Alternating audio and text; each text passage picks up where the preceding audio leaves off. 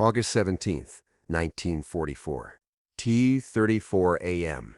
Tommy the Hammer, DiMarco, woke up with a canvas bag over his head and his hands tied behind his back with thick rope. His wrists burned.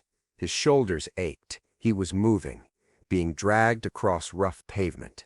He could hear voices, multiple men, footsteps echoing. Then the dragging stopped.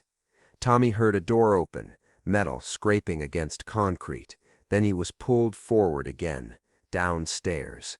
1, 2, 3, 4. His feet hit each step hard, then flat ground again. A voice spoke. Low, calm. A voice Tommy recognized immediately. A voice that made every muscle in his body tense with pure terror. Sit him down, Bumpy Johnson. Tommy was shoved backward into a wooden chair. His tied hands pressed painfully against the back. Then rope wrapped around his chest, tight, pulling the air from his lungs. More rope around his legs, binding him to the chair. He couldn't move, couldn't run. The bag was ripped off his head. Tommy blinked, his eyes adjusted to the dim light. He was in an alley behind Wells Restaurant on 32nd Street. He recognized it. Brick walls on both sides. Garbage cans lined up against one wall. A single streetlight at the far end casting long, harsh shadows. 3 men stood around him. Illinois Gordon, Raymond Quick Lewis, Willie Fish Jackson, all of Bumpy's top enforcers, all watching Tommy with cold, empty expressions. And in front of him, 5 feet away, stood Bumpy Johnson. Bumpy was wearing a black suit, white shirt, no tie. His fedora sat at a precise angle on his head. In his right hand he held a straight razor, the same razor he'd carried since 1925. The one that had opened more throats than Tommy could count. Bumpy looked at Tommy for a long moment. Just looked. That empty, calculating stare that made strong men confess to crimes they didn't commit. Tommy tried to speak. His voice came out as a croak. Bumpy, I can explain. Tommy DiMarco, Bumpy said quietly. His voice was calm. Too calm. On July 23rd, 3 weeks ago, you walked into my policy bank on 47th Street. At 2:01 a.m. You had a gun. You tied up my 2 collectors. You took $8,000 from the safe. Then you ran. Tommy's mouth went dry. I was going to pay it back. I swear. I just needed. You ran to Brooklyn, stayed with your cousin Sal on Atlantic Avenue. Thought I wouldn't find you.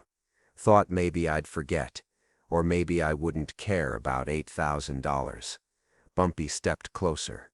The razor caught the streetlight. The blade gleamed, but I always care when someone steals from me. And I never forget. Tommy pulled against the ropes. They didn't budge. Illinois had tied them. Illinois was an expert. Nobody escaped Illinois' knots. Bumpy, please. I made a mistake. I was desperate. My sister needed surgery and I didn't have the money and Your sister needed surgery, Bumpy repeated. That's interesting. Because I asked around.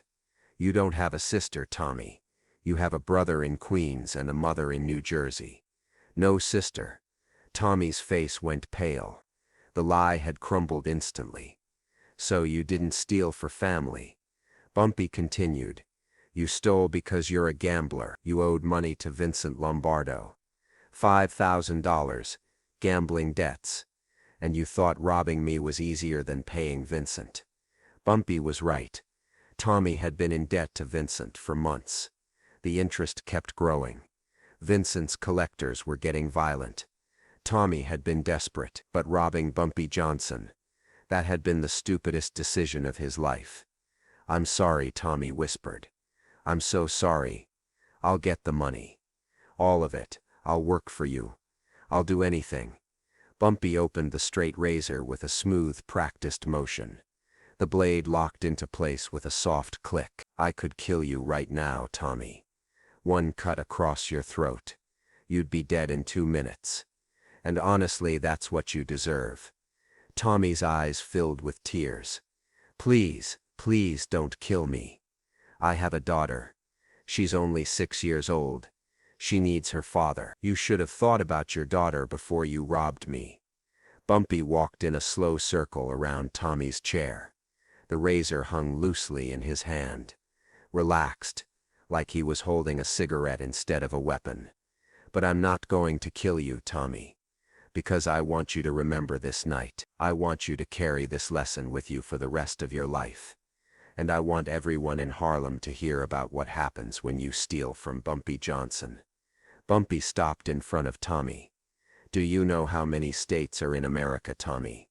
Tommy blinked, confused. "What? Simple question. How many states are in the United States of America?" 48. "Correct. 48 states.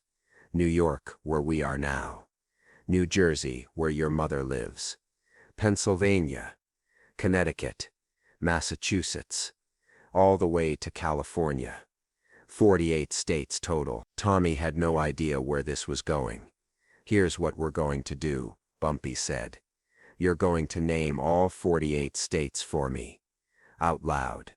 One by one. And every time you name a state correctly, nothing happens. But every time you get one wrong, or every time you hesitate for more than 5 seconds, I'm going to make a small cut. Not deep. Just enough to hurt. Just enough to scar. Understand?" Tommy's eyes went wide with horror. "Bumpy, no, please. I don't know all the states. I dropped out of school in 8th grade. I can't." "Then you better start remembering, because we're not leaving this alley until you've named all 48, or until you're covered in cuts. Whichever comes first." Bumpy looked at Illinois. "Start timing him." Illinois pulled out a pocket watch. "Ready. Start with New York," Bumpy said. "That's easy." "New York," Tommy said quickly. "Good. Next. New Jersey. Keep going. Pennsylvania. Connecticut. Massachusetts. Rhode Island. Vermont. New Hampshire. Maine." Tommy was naming the Northeast states, the ones he knew. His voice was shaking, but he was trying, desperately trying. "Delaware. Maryland. Virginia. West Virginia.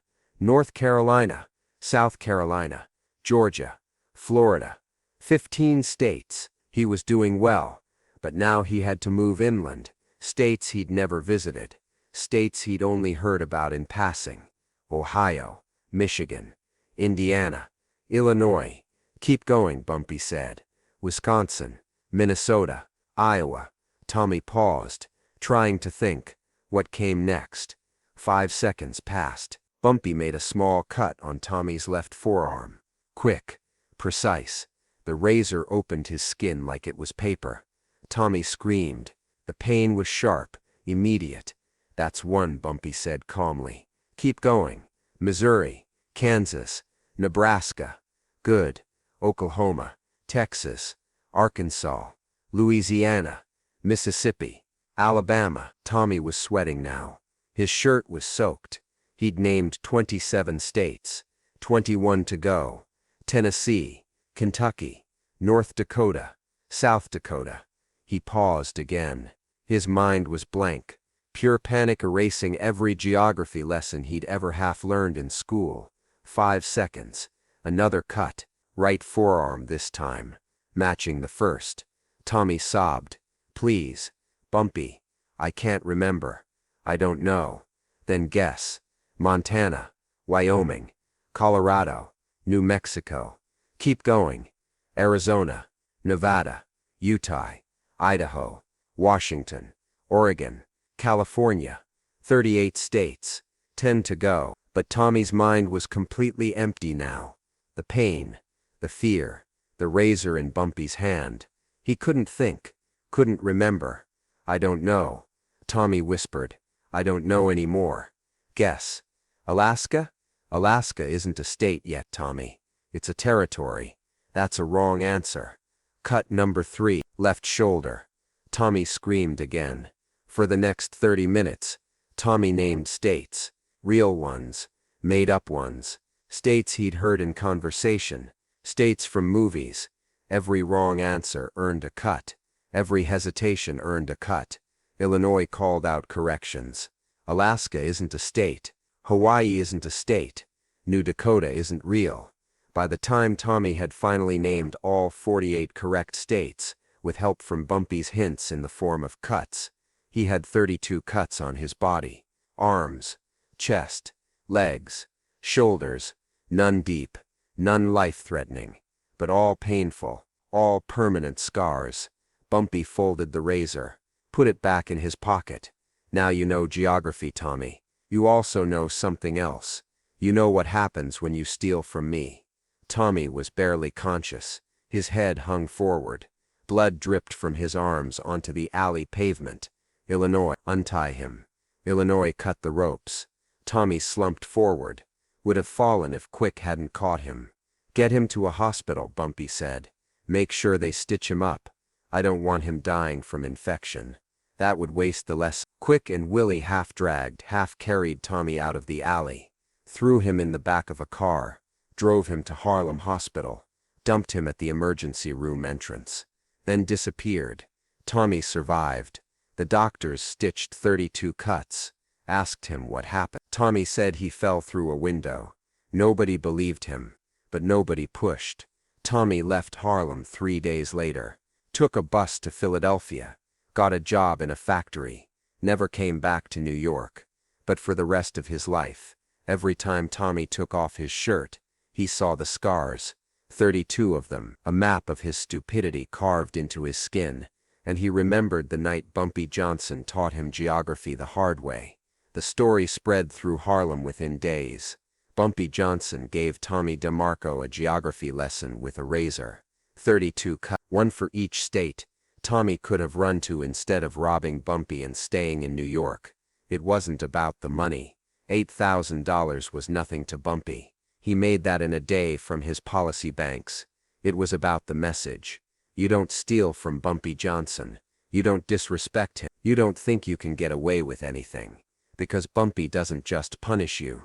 He teaches you. He makes sure you remember. He makes sure everyone hears about it. And 32 scars. That's a lesson you can't forget. Tommy DiMarco died in 1989 in Philadelphia.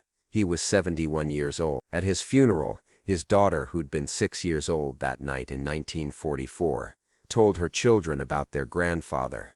She showed them old photographs, pointed to the scars on his arms and chest in a picture from the beach in 1955. My father made a mistake when he was young, she said, and a man named Bumpy Johnson made sure he never forgot it. The grandchildren asked what he did. She told them the truth. He stole money, and he learned that some debts are paid in blood and scars.